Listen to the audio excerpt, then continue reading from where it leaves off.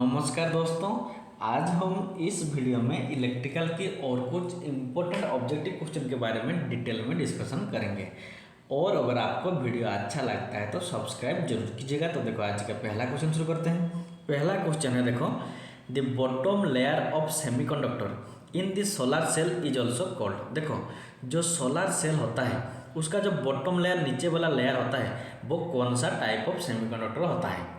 P type semiconductor होता है, या फिर एन टाइप सेमीकंडक्टर होता है, या फिर पीएनपी टाइप होता है, या फिर ऑल ऑफ द एबव। तो इसका आंसर होगा सोलर सेल का जो बॉटम लेयर नीचे वाला लेयर होता है वो हमारा पी टाइप सेमीकंडक्टर होता है, पॉजिटिव टाइप होता है। तो ऑप्शन नंबर 1 होगा इसका करेक्ट आंसर।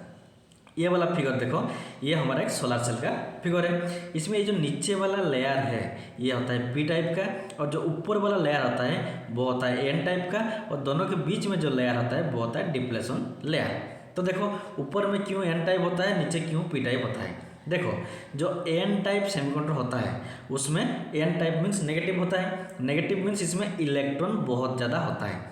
जब सनलाइट इस ऊपर वाला एन टाइप सेमीकंडक्टर के ऊपर गिरता है तब जो इलेक्ट्रॉन होते हैं इस एन टाइप में वो एनर्जाइज होते हैं। उसके बाद ये फ्लो होना शुरू होते हैं, और हम सभी जानते हैं जो फ्लो ऑफ इलेक्ट्रॉन होता है उसको ये हम करंट कहते हैं, और इसीलिए हम एन टाइप को ऊपर में रखते हैं और पी टाइप को नीचे रखते हैं। तो इसका आंसर क्या होगा, जो बॉटम लेयर होगा वो पी टाइप होगा। तो option number 1 is the correct answer. Then देखो नेक्स्ट क्वेश्चन। नेक्स्ट क्वेश्चन है, from the sun the solar energy radiated in the form of. देखो सन से जो सोलर एनर्जी अर्थ की तरफ, जमीन की तरफ आता है, धरती की तरफ आता है, वो इनमें से कौन सा वेव फॉर्म में आता है। इलेक्ट्रोमैग्नेटिक वेव फॉर्म में आता है, या फिर इंफ्रारेड वेव फॉर्म में आता है, या फिर ट्रांसवर्स वेव फॉर्म में आता है, या नॉन ऑफ दिस। तो इसका आंसर होगा सन से जो सोलर एनर्जी जमीन या अर्थ की तरफ आता है वो हमारा इलेक्ट्रोमैग्नेटिक वेव फॉर्म में आता है। ऑप्शन नंबर 1 होगा इसका करेक्ट आंसर। तो देखो ये इलेक्ट्रोमैग्नेटिक वेव क्या होता है। देखो जो हमारा वेव होता है वो नॉर्मली 2 टाइप का होता है। एक होता है मैकेनिकल वेव, दूसरा होता है इलेक्ट्रोमैग्नेटिक वेव। जो मैकेनिकल वेव होता है इसके लिए मीडियम की जरूरत होता है, जैसे कि एयर मीडियम हो सकता है, फिर वाटर मीडियम हो सकता है, या फिर सॉलिड मीडियम हो सकता है। लेकिन जो इलेक्ट्रोमैग्नेटिक वेव होता है इसके लिए कोई भी मीडियम की जरूरत नहीं होता है। एग्जाम्पल के लिए मान लो ये सन है और ये हमारा अर्थ धरती है। जब सन से लाइट हमारा अर्थ की तरफ आता है तो देखो ये अर्थ है, उसके चारों तरफ ये हमारा मान लो एनवायरनमेंट है, जहाँ पर हाइड्रोजन गैस है, हीलियम गैस है, कार्बन डाइऑक्साइड, नाइट्रोजन, ये सारे गैस हैं। लेकिन जो हमारा एनवायरनमेंट और सूरज के बीच में ये जो एरिया होता है इसमें कोई भी, ना ही कोई गैस होता है, ना ही वाटर होता है, कुछ भी नहीं होता है, टोटली वैक्यूम होता है। मीन्स इसमें कोई भी मीडियम नहीं होता है। फिर भी जो सनलाइट होता है वो सन से अर्थ की तरफ आता है, क्योंकि ये हमारा इलेक्ट्रोमैग्नेटिक वेव में आते हैं। तो इसलिए इसका आंसर क्या होगा, सन से जो सोलर एनर्जी आता है वो इलेक्ट्रोमैग्नेटिक वेव फॉर्म में आता है। ऑप्शन नंबर 1 होगा इसका करेक्ट आंसर। देन देखो नेक्स्ट क्वेश्चन। नेक्स्ट क्वेश्चन है, the solar cell efficiency is about. देखो जो सोलर सेल होता है उसका एफिशिएंसी कितना परसेंटेज होता है। 25% होता है, या 15% होता है, या फिर 48% होता है, या फिर 63% होता है।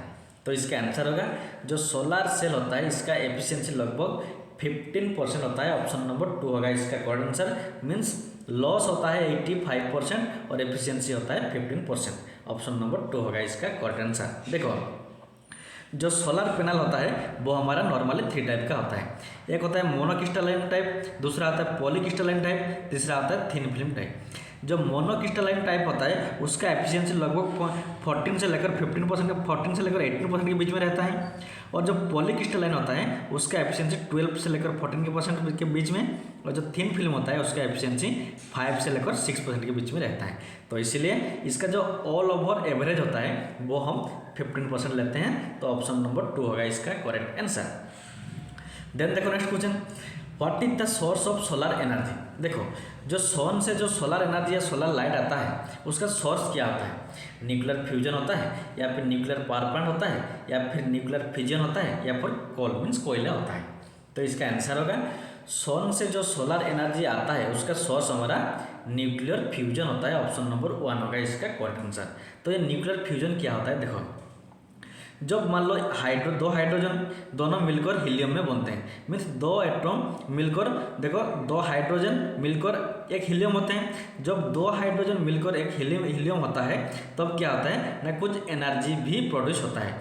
इसी एनर्जी से क्या होता है ना, जो लाइट सनलाइट आता है इसी एनर्जी से आता है। तो इसी को हम क्या कहते हैं, न्यूक्लियर फ्यूजन। मीन्स दो मिलकर एक बनता है उसको हम न्यूक्लियर फ्यूजन कहते हैं। अगर एक टूटकर दो में कन्वर्ट होता है उसको न्यूक्लियर फिजन कहते हैं। और ये न्यूक्लियर फिजन प्रोसेस जो होता है ये हमारा एटम बम में होता है, लेकिन जो न्यूक्लियर फ्यूजन होता है वो हाइड्रोजन बम में होता है और सन में भी होता है। तो इसीलिए इसका आंसर क्या होगा, option number 1 is the correct answer. Then देखो नेक्स्ट क्वेश्चन है, plant convert solar energy into dash energy. देखो जो प्लांट होते हैं वो सोलर एनर्जी को कौन सी एनर्जी में कन्वर्ट करते हैं, केमिकल एनर्जी में या फिर लाइट एनर्जी में या फिर हीट एनर्जी में या फिर नॉन ऑफ दिस।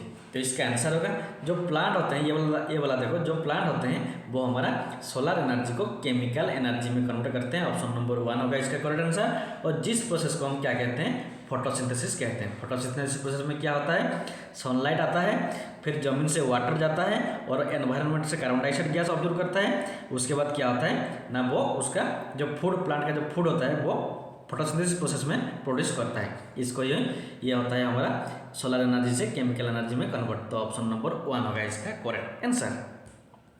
देन देखो नेक्स्ट क्वेश्चन है, in the colour code white colour represent the number of. देखो जो हमारा रजिस्टर का जो कलर कोड टेबल होता है उसमें जो व्हाइट कलर होता है, व्हाइट कलर ये कौन सा नंबर को रिप्रेजेंट करता है। देखो ये टेबल आपको पूरी तरह से याद रखना होगा। देखो जो व्हाइट कलर है ये 9 के लिए होता है। तो ऑप्शन नंबर ए होगा इसका करेक्ट आंसर। देखो नंबर 1 क्या है, ब्राउन, ब्लैक, 2 रेड है, 2, ये आपको पूरी तरह याद रखना होगा। तो व्हाइट के लिए 9, तो ऑप्शन नंबर ए होगा इसका करेक्ट आंसर।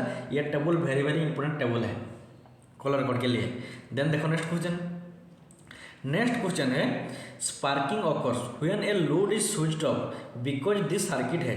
देखो जब हम किसी लोड को, चाहे इलेक्ट्रिक बल्ब हो या मोटर हो, जो भी हो, जब हम उस लोड का स्विच ऑफ करते हैं तो स्पार्किंग क्यों होता है, क्योंकि उसमें हाई रेजिस्टेंस, हाई इंडक्टेंस होता है, या फिर हाई कैपेसिटेंस होता है, या फिर हाई रेजिस्टेंस होता है, या नॉन ऑफ दिस। तो इसका आंसर होगा जब हम किसी लोड को स्विच ऑफ करते हैं तो स्पार्किंग इसलिए होता है क्योंकि उसमें हाई इंडक्टेंस होता है। Option number A is the correct answer.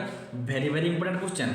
Sparking क्यों होता है स्विच ऑफ करने के टाइम ना, उसमें हाई इंडक्टेंस रहता है, और जो हाई इंडक्टेंस होता है इसका काम क्या होता है, ये करंट को सडनली चेंज होने नहीं देता है। अगर मान लो 5 एम्पीयर करंट फ्लो हो रहा है तो ये सडनली ना ही 0 होगा ना ही 10 होगा, ये बहुत स्लोली होता है। और जब करंट सडनली चेंज नहीं होता है लेकिन ओपन सर्किट वोल्टेज बहुत ज़्यादा इंक्रीज होता है तब ये स्पार्क होता है। और ये देखो ये वाला फिगर देखो, स्पार्क जब ज़्यादा स्पार्क होता है तो ये कुछ ऐसा मीन्स बर्न हो सकता है। तो ऑप्शन नंबर ए होगा इसका करेक्ट आंसर। ये वेरी वेरी इंपॉर्टेंट क्वेश्चन था। देन देखो next question, which circuit breaker is generally use in railway traction. Railway traction में इनमें से कौन सा टाइप ऑफ सर्किट ब्रेकर को हम यूज करते हैं, ये भी वेरी वेरी इंपॉर्टेंट क्वेश्चन है। Sulphur hexafluoride gas type circuit breaker, या फिर मिनिमम ऑयल सर्किट ब्रेकर, या फिर वैक्यूम सर्किट ब्रेकर, या फिर एयर ब्रेक सर्किट ब्रेकर। तो इसका आंसर होगा जो रेलवे ट्रैक्शन होता है उसमें हम एयर ब्रेक सर्किट ब्रेकर का यूज करते हैं। ऑप्शन नंबर डी होगा इसका करेक्ट आंसर। ये होता है हमारा एयर ब्रेक सर्किट ब्रेकर का फिगर। तो option number D is the correct answer. Then देखो next question, which power plant normally operate at high speed. इनमें से कौन सा पावर प्लांट हाई स्पीड में ऑपरेट करता है, diesel engine power plant, petrol engine power plant, steam turbine, या फिर हाइड्रो इलेक्ट्रिक पावर प्लांट। ये आपको याद रखना होगा। जो स्टीम टाइप पावर प्लांट होता है ये बहुत ज़्यादा हाई स्पीड में रोटेट करता है। ऑप्शन नंबर सी होगा इसका करेक्ट आंसर। और इसका जो रोटर होता है ये सिलेंड्रिक, ये भी याद रखो, सिलेंड्रिकल टाइप रोटर होता है। और जो हाइड्रो इलेक्ट्रिक पावर प्लांट होता है ये हमारा साइलेंट पोल टाइप रोटर होता है, ये भी आपको याद रखना होगा। तो स्टीम टर्बाइन जिसको हम थर्मल पावर प्लांट भी कहते हैं, थर्मल एनटीपीसी भी कहते हैं, एनटीपीसी में जो होता है थर्मल वाला उसमें हाई स्पीड रोटर का यूज किया जाता है। तो ऑप्शन नंबर सी होगा इसका करेक्ट आंसर। देन देखो नेक्स्ट क्वेश्चन, आर्थ कोल, जो आर्थ कोल होता है वो लिग्नाइट का होता है, या फिर ब्लैक आर्थ को हम आर्थ कोल कहते हैं, या फिर कोल डस्ट को आर्थ कोल कहते हैं, या फिर वेट कोल को कहते हैं। Very very important. जो लिग्नाइट होता है इसको ही हम अर्थ कोल कहते हैं। ऑप्शन नंबर ए होगा इसका करेक्ट आंसर। और जो हमारा कोल होता है वो नॉर्मली फोर टाइप का होता है। एक होता है पीट, लिग्नाइट, बिटुमिन्स, एंथ्रासाइट। सबसे बेस्ट क्या आता है एंथ्रासाइट, मीन्स इसमें ज़्यादा कैलोरीफिक वैल्यू रहता है, हीट ज़्यादा प्रोड्यूस होता है। जो हमारा हीट सबसे ज़्यादा एंथ्रासाइट में होता है, उससे थोड़ा कम बिटुमिन्स में होता है, उसे और थोड़ा कम लिग्नाइट में होता है। सबसे जो कम एनर्जी प्रोड्यूस होता है वो पीट में होता है, मीन्स वर्स्ट टाइप यह होता है। तो आज के लिए इतना ही। Thanks for watching. और अगर आपको वीडियो अच्छा लगता है तो सब्सक्राइब जरूर कीजिएगा।